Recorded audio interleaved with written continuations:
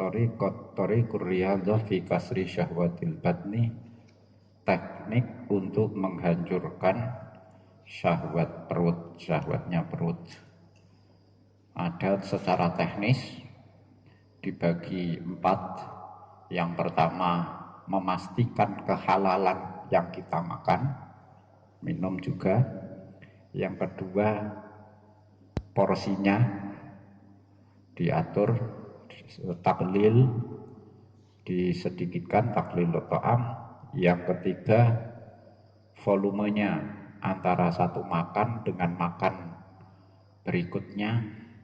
Yang keempat, menunya sederhana, disederhanakan. Nah, kita melanjutkan di bagian yang terakhir ini.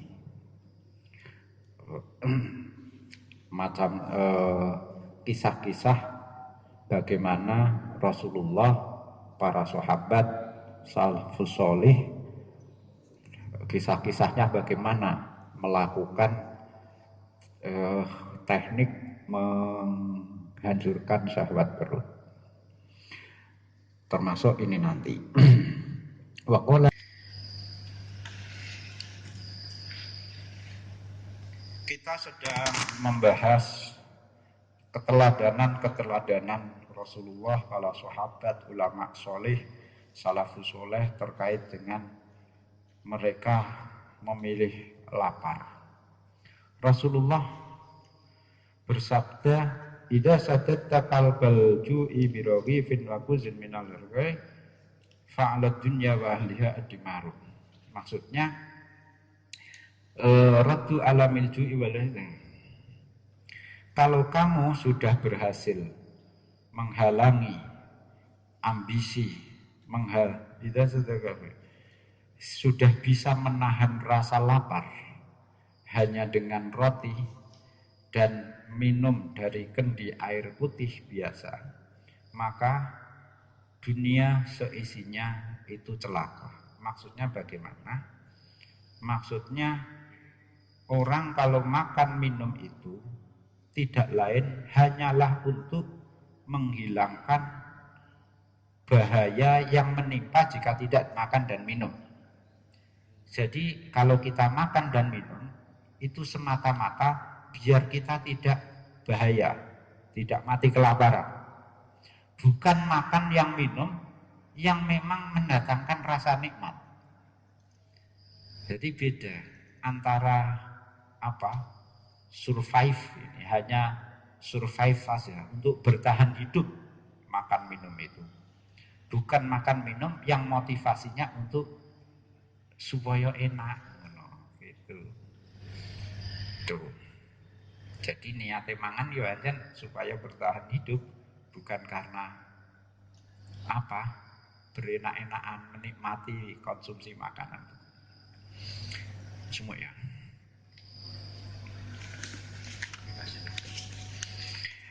Sayyidina Umar kemarin termasuk golongan yang mana ya? Tipe kedua kayaknya soal urusan makan itu. 3 hari sekali apa itu ya Umar itu termasuk ketika menjadi khalifah itu orang yang adil dan tegas kepada anak buahnya. Gubernur, para pejabat itu, wah, kalau dengan Umar itu semua diperlakukan secara adil. Contohnya kisah ini. Gubernur Yazid bin Abi Sufyan itu sukanya makan dengan makanan yang beraneka macam. Umar mendengar cerita itu, terus Umar memerintahkan anak buahnya, tolong nanti kalau waktu makan malam, Yazid, aku beritahu, aku tak melu teko, tak melu mangan karo dhek, baturi mangan. Bukan untuk cari makan yang enak, pilih-pilih, tapi untuk mengedukasi, mendidik anak buahnya, pejabat yang menjadi anak buahnya. Betul, ketika waktunya tiba, Umar dikabari, terus masuk di rumahnya Yazid. Suguhan makan malam sudah disajikan, yakni berupa sayur daging. Akhirnya Umar menemani makan Yazid. Setelah makan sayur daging, keluar lagi menu berikutnya. Apa? Daging panggang. Lah si Yazid menu kedua ini siap untuk diambil, tapi oleh Umar ditahan tangannya. Hei, stop. Yazid, Allah ya Yazid. Kowe iku sing wedi eling pangeran ngono lho, Zid. Mosok bar mangan iki, mangan iku. Makanan kok silih berganti. Nek wis iki mau ya wis, aja genta-genti jek imbah-imbah. Peh ana ae gitu. Nek iki mbok terus-terusno, ngono. La in khalaftum an sunnatihim. Kamu melawan atau menyimpang dari sunnahnya, tindak perilakunya para sahabat, ya mereka para sahabat, para pembesar sahabat, ya tidak mau lagi dengan kamu. Berarti tidak dianggap sebagai kelompok para sahabat kamu. Kalau kamu tidak berpegang pada sunnahnya para sahabat. Umar atasan kepada pejabat bawahannya. Dan saiki kan ora pejabat bawahan kerawuan pejabat atasan langsung mau menune mau terima disugati siji. Lho, kok mau ngene tok? Kowe ngenyek aku piye gitu. Akhirnya kita punya tradisi kalau pejabat itu atas itu pejabat ngisore langsung panik piye iki nyawisno apa kok wis beribut begitu. Umar sebaliknya.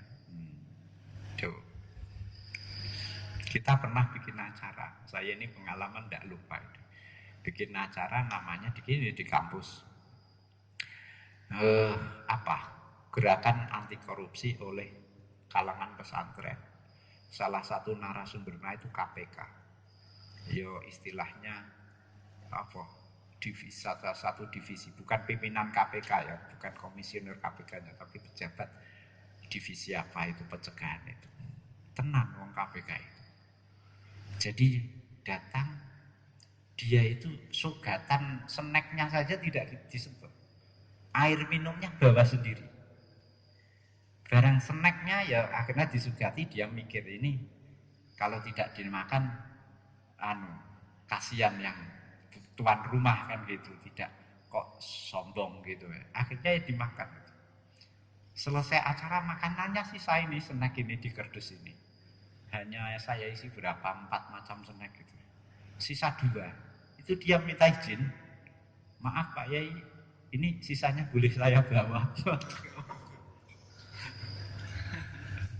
Batinku, kiai-kiai yang saya rawuhkan itu pesertanya kiai yang saya rawuhkan itu ya enggak sampai segitunya. Jadi KPK itu. Jadi minuman bawa sendiri ya di situ.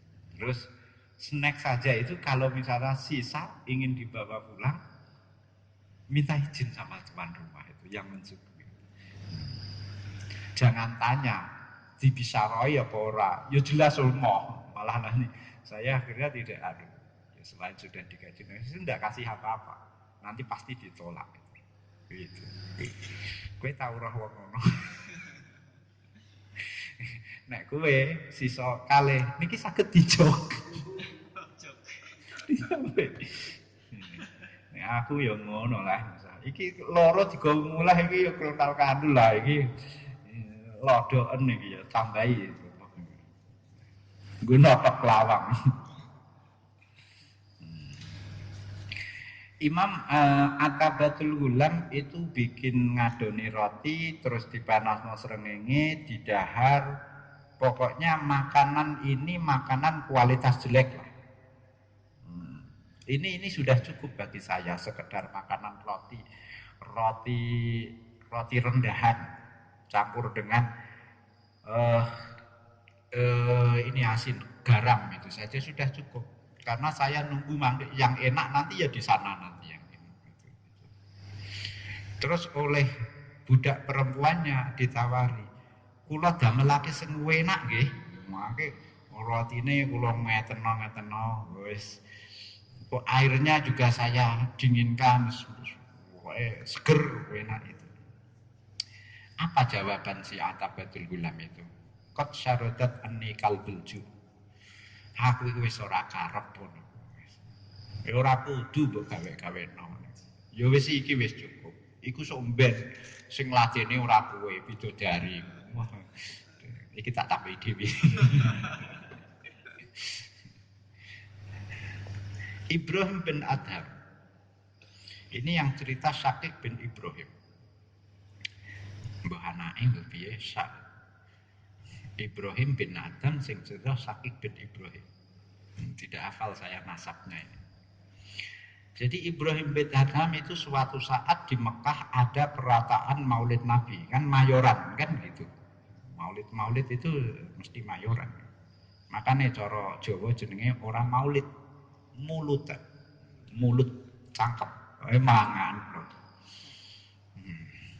Lah, Syekh Ibrahim bin Adham itu duduk di satu sudut tempat acara itu, diparani sama Imam Syafiq.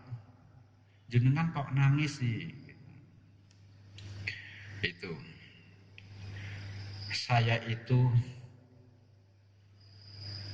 khubzun fa'awattuhu marotan, nangis krono roti. Lah roti genge nopo gitu. Ora terus terang. Nangisku ku krono roti gitu. Sedih, berduka sekali. Lah kene nopo kok roti? Sekali dua kali tidak dijelaskan. Sudah, jangan dipaksa saya cerita padanya. Akhirnya dipaksa cerita. Saya itu sejak 30 tahun ingin makan, di sini disebutkan sakbajan, manisan. Manisan itu cara ngono kolak lah cara kene ya. Terus sebisa mungkin selama 30 tahun itu ya saya hindarkan. Ning delalah ndek bengi dalam rangka perayaan ini juga itu. Waktu saya duduk ngantuk, ketika ngantuk antara sadar dan tidak sadar ketemu sama anak muda membawa wadah hijau, terus ini wadah ini berisi itu tadi kolak itu mangah-mangah itu. Aromanya segar sekali. Aku 30 tahun iki malah ketemu ini. Nah, akhirnya pemuda itu nawari saya, sudahlah ini dengan dahar mbah gitu. Enggak, saya enggak makan, saya sudah lama tidak menghindari makan ini. Bukan karena sakit, tapi memang sing kepingin itu justru yang dihindari. Kuncinya kan gitu, melawan syahwat itu. Mboten ini dari Gusti Allah. Imam Ibrahim nangis karena dipaksa-paksa gitu. Sudahlah dahar saya gitu. Akhirnya tetap tidak bisa. Zulfaqi lali akhirnya terdengar suara, wahai Nabi Khidir, sudah ini tidak kerso disajikan. Jadi kira-kira anak muda ini memerintahkan, ada suara memerintahkan anak muda ini. Berarti anak muda ini jelmaan si Nabi Khidir itu.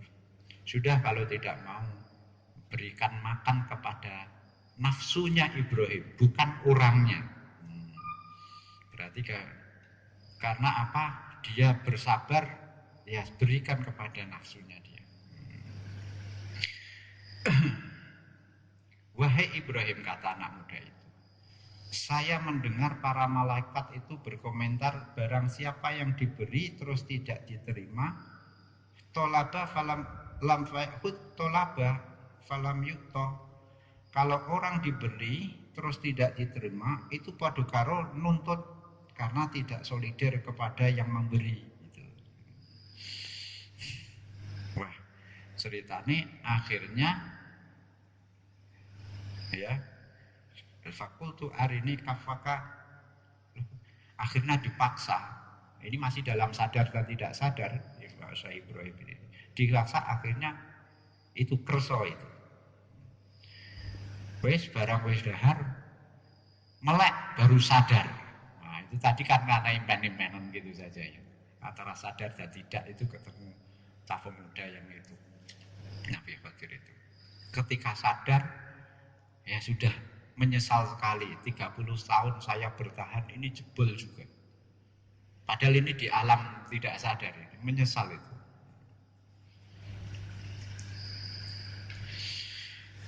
Terus kepada Syakik, Imam Syakik sing perawi kisah ini sing mendekati saya Ibrahim tadi. Coba lihat tangannya jenengan. Jangan itu delok ya mambu kolak kok. Mambu kolak itu tadi antara sadar dan tidak.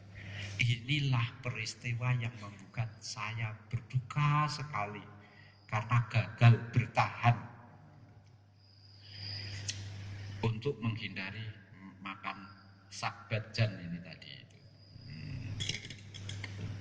Pak Ilham ya faqoma Ibrahim masa akhirnya ya sudah nek ngoten monggo.